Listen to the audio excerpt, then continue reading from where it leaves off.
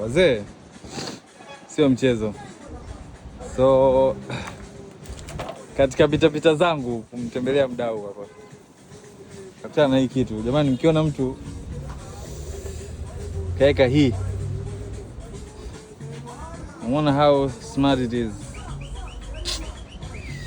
Shida sio tu kupiga rangi, shida ni maandalizi ya rangi. So hii inatia moyo. Vitu vyote vimefunguliwa hivi huku. So yeah, rangi ni quality mwana, usiweze kuona. So hicho sio, kuna watu wanatengeneza guys, yani kuna watu wanatoa vitu. Yani I try to take in details. Yani kama Eastern Pitch jamaa kaamua kudili nayo kweli kweli yani. So sio kwamba gari yako inaoza, ni maandalizi kabla rangi inakuaje. Unaonaje huyu?